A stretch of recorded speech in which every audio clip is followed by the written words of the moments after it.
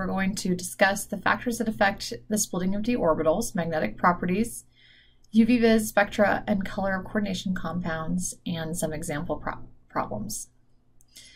So, as mentioned today, there are several factors that affect how large that octahedral splitting is.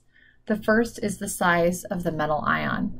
And remember, we talked about that if we have a very small metal ion compared with a very large metal ion, ligands are going to be able to approach much closer to the d orbitals for our larger metal ion.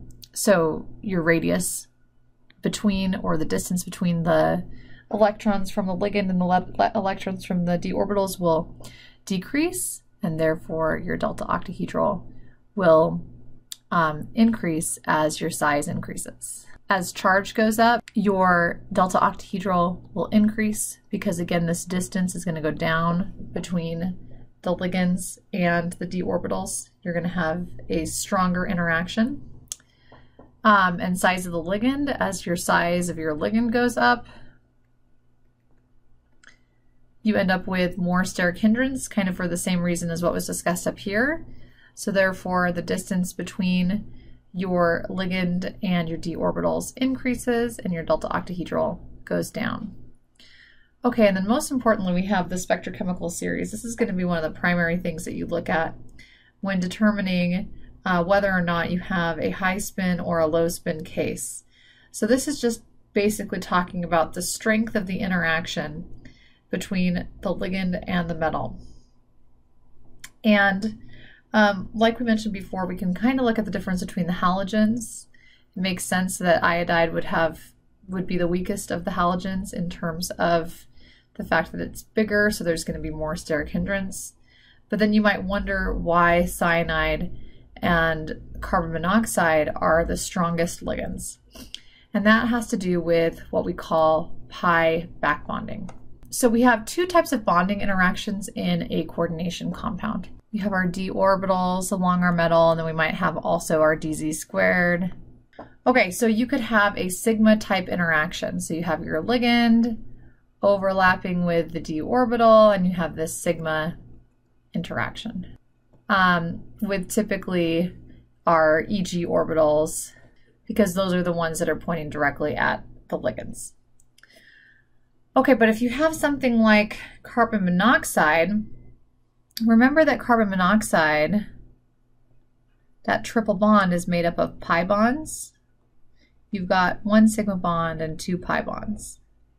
And then you also have this lone pair on, oops, your carbon and your oxygen.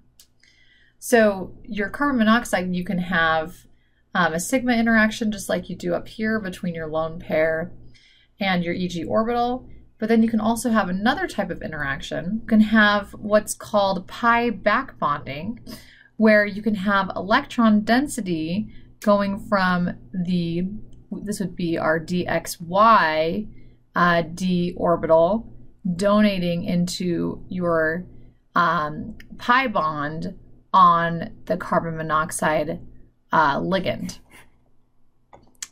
So essentially you're having donation from a T2G d orbital into your empty pi anti-bonding orbitals. And what that's going to do is it's going to weaken this carbon monoxide bond, and it's going to strengthen this metal ligand bond.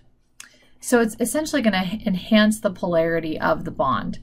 Your metal ligand interaction will get stronger. It'll increase so that the distance, our R, will decrease, but then you'll also weaken this carbon monoxide pi bond. So this will, because this distance is decreasing, this will result in your delta octahedral increasing. So that's a big reason why you're going to see really strong field ligands when they have these pi bonds, especially a triple bond like carbon monoxide or a cyanoligand. Okay, so we want to talk about color. So a lot of coordination compounds are colored. And if something is colored, it means that it's absorbing some light in this visible region, right? Because we have white light that's coming from the sun or from a fluorescent light bulb in the lab. And if some of this visible light is absorbed, then you have the other wavelengths of light that are either reflected or transmitted. Like say you absorb everything in this region, the yellow and green and a little bit of the orange, then the color you'll end up seeing is going to be bluish red. You might see some purple. So sometimes we'll use a very crude approach to predict color. This isn't perfect because sometimes there's more than one band, but what we can say sometimes that's a rough prediction is if you're absorbing in the yellow region, it's going to appear purple. If you're absorbing in the green, it's going to appear red. These are essentially just predictions that we can make based on the color wheel.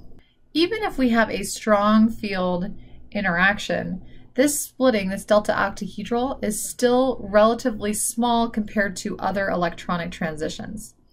And because it's relatively small, that means it's this energy separation, this delta E, which is equal to our delta octahedral, if its energy, which is equal to hc over lambda, matches the wavelength of a visible photon, then it's going to appear colored. So that's what that concept is, resonance. So essentially we could have an electron, say we had a D3 electron configuration. If you have a photon that comes in and the energy of this photon is exactly equal to delta octahedral, then you can promote an electron from the T2G up to the EG orbitals. And this concept is called resonance. This idea that